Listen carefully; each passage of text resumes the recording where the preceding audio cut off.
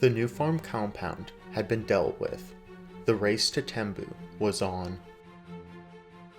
News of Rhodesia's exploits at New Farm could not be kept secret. Time was of the essence for Rhodesia's strike on Tembue. The Rhodesian helicopters, most of which had returned to New Serum, were given little respite. All 32 helicopters were to be sent to Mount Darwin Air Base on Rhodesia's northern frontier immediately. If you recall from my previous video, the last helicopters had only reached Rhodesia at 4 p.m. An hour and a half later, that same group of helicopters were headed towards Mount Darwin. Upon reaching the base, the exhausted Rhodesian crews were finally given a brief respite. That night, the men were awarded a hot meal and as much cold beer as they could drink. The attack on Tembue was scheduled for Saturday morning, meaning the whole of Friday would serve as a much-needed break. Starting at 5:55 a.m. on Saturday, the first of the Rhodesian helicopters would set course towards Chiswiti, a small airbase located just south of the Rhodesian border. From this location, Tembue was still 200 kilometers away. In theory, that distance put the compound outside of the operational distance of Rhodesia's Alouette 3s. However, New Farm had proven the effectiveness of Rhodesia's refueling bases outside of their territory. The strike on Tembue would call for the establishment of two of these bases. The first, nicknamed the Train, was located midway between Tembue and the Rhodesian frontier. Located on an isolated plateau just south of the Cahora Lake, the Train was inaccessible by foot but large enough to land the helicopters. From here, the freshly refueled helicopters were well within range of their target. Back at New Serum, the Rhodesian Air Force prepared for its own role in the operation. Between 6:30 and 7:25 a.m., the Rhodesian aircraft set off for Tembue. Other than the crashed Vampire, the same aircraft used at New Farm were to be sent to Tembue. If you recall from my last video, nearly every one of these aircraft sustained some damage at New Farm. The roughly 40-hour window between the attacks on New Farm and Tembue must have been brutal on New Serum's repair crews. I hope someone bought them all around after Dingo ended. Before I get to the attack on Tembue, I think a brief explanation of the base's layout is in order. Compared to New Farm, Tembue was smaller, housing at most 5,000 men across 3 camps. The northern compound, Camp A, served as a basic training camp for guerrillas. To its south, 2 closely clustered camps, B and C, housed trained guerrillas ready to be sent into Rhodesia. All 3 of these camps were protected by a trench network and anti-aircraft batteries. Although Tembue was not nearly as formidable as New Farm, the loss of surprise in its geographic location weighed heavily on Rhodesia. In spite of their success at New Farm, the Rhodesians were never ones to underestimate their adversary.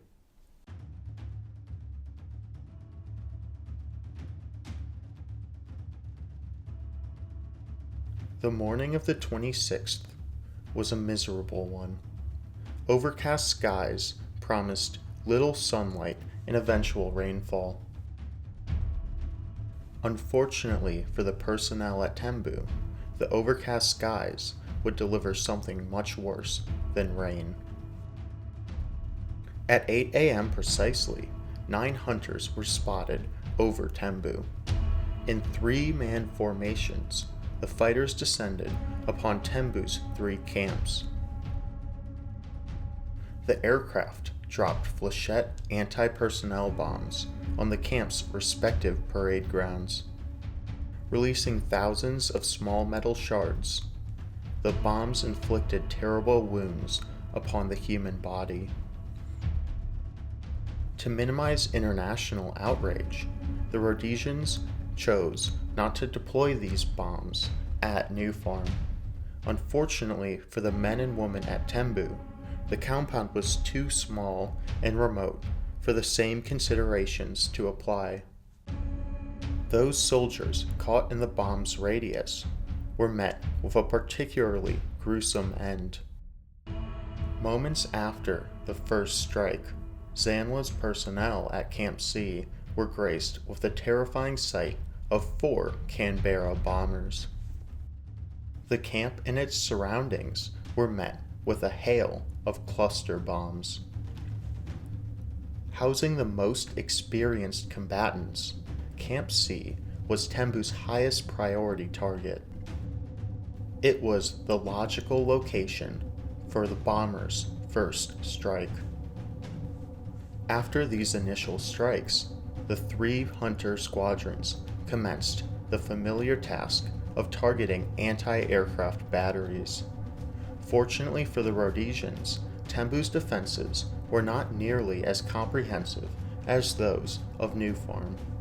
The 3 hunter squadrons, therefore, made quick work of the terrified gunners.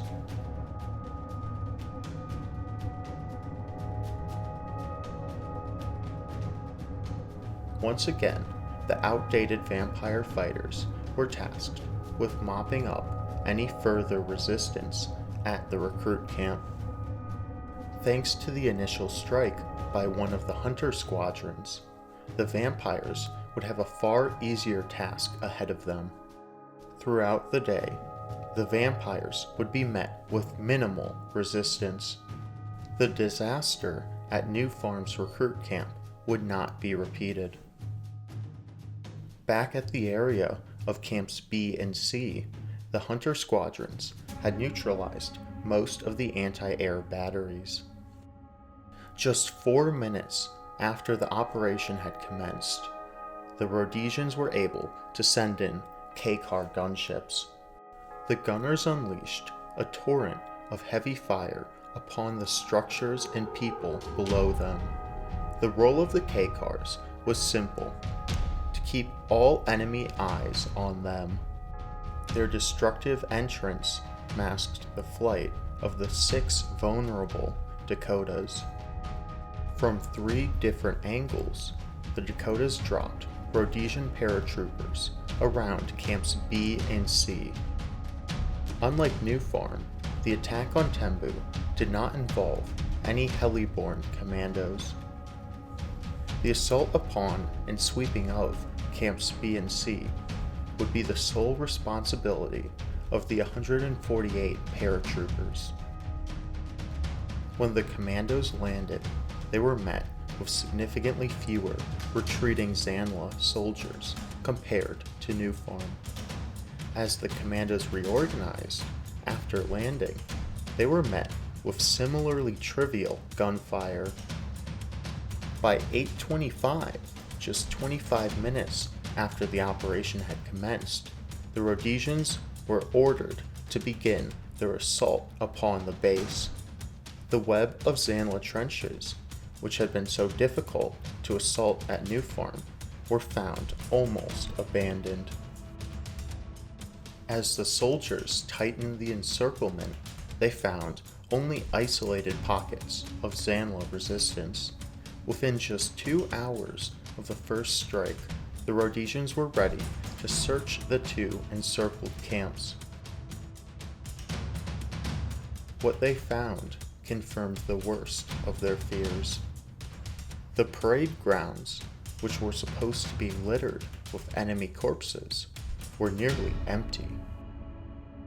Between interrogation and thorough investigation, the Rhodesians learned that 1,500 of ZANLA's best trained guerrillas were transferred the previous night. Not all was lost, however. The commandos found scores of weapons and supplies, much of it salvageable to Rhodesia's own war effort. Further, Rhodesian interrogation proved fruitful as one of the captured guerrillas was able to identify the precise location of 1,000 of the transferred guerrillas. The location, Usata Camp, was just north of the Tembue compounds. Although too far to reach by foot, it was well within the striking range of Rhodesia's aircraft. Therefore, while the commandos continued to scour Tembue, one squadron of hunters and 4 Canberras moved to strike Usata. Following standard Rhodesian air procedure, the 3 hunters scored precise hits upon the base, leaving a massive smoking target. The less precise Canberras followed up with a torrent of cluster bombs, leading to out-of-control fires across Usata. Later intelligence revealed that this attack had been surprisingly effective. Nearly half of the camp's structures were destroyed, and a significant minority of the camp's personnel were killed or wounded. Even with this success, however, the Rhodesians had let 500 guerrillas slip through their net unmolested. I can't help but wonder whether or not Rhodesian command was second-guessing its decision to delay the withdrawal from New Farm. Back at bases B and C, the soldiers continued their thorough work of combing Tembue for supplies and intelligence. The operation commenced smoothly until the intervention of Mother Nature. The overcast skies let loose a heavy storm, making any further helicopter operations dangerous. Those still present at Tembue had no choice but to spend the night at the enemy base. The 6 helicopters of Pink Squadron, transporting Rhodesian soldiers back to the train, were caught in the midst of the storm. As Pink Squad crossed Lake Kahurabasa, one of the helicopters found itself critically low on fuel. The pilot had no choice but to land on a deserted island and wait for help to arrive. Aware of the very tangible threat posed by the Mozambican Navy, the men took up defensive positions, prepared for the worst. Fortunately for the Rhodesians, the thundering engines of a DC-7 were heard in the distance. Flying low to the ground, none other than Jack Malik came to the soldiers' rescue, fuel drums in tow. Even relegated to a support role, the man still managed to pull off a daring rescue. It seems to me that Malik could not go 5 minutes without doing something utterly badass. If any of you viewers have a good biography about the man, please notify me. Back at Tembue, the remaining commandos dug in for a surprisingly quiet night. To be clear, there were a few skirmishes, but it was a far cry from the sleepless night at New Farm. The next morning, the remaining commandos embarked on a journey to the recruit camp 6 kilometers north. Upon reaching the recruit camp, the Rhodesian commandos were met with heavy fire. The survivors of the previous day's aerial assault had banded together and occupied a defensive position within the camp. Despite the intensity of the initial gunfire, the defenders proved no match for the battle-hardened commandos. As soon as the Rhodesians advanced to assault the position, the defenders fled en masse. Frankly, I am surprised that the recruits mustered the courage to mount a resistance at all. They certainly showed more bravery than their more experienced comrades at Camps B and C. After clearing Camp A, the remaining commandos prepared for evacuation. Shortly after noon, the last Rhodesian G-car lifted off for the train. Less than an hour later, that same G-car would cross safely into Rhodesia.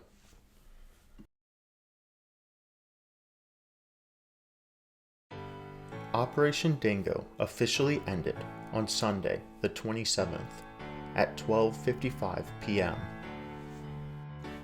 Starting on the morning of Wednesday, the 23rd, Dingo had spanned 5 days, or just over 100 hours. The scale of the operation was quite literally beyond the capabilities of the Rhodesian Air Force, requiring the secret transfer of South African helicopters and the reintroduction of retired first-generation jet fighters. Even so, Rhodesian success was astonishing. No, ludicrous.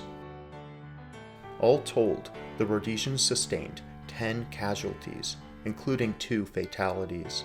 For context, the military had reserved 2 floors of Rhodesia's largest hospital solely for the operation.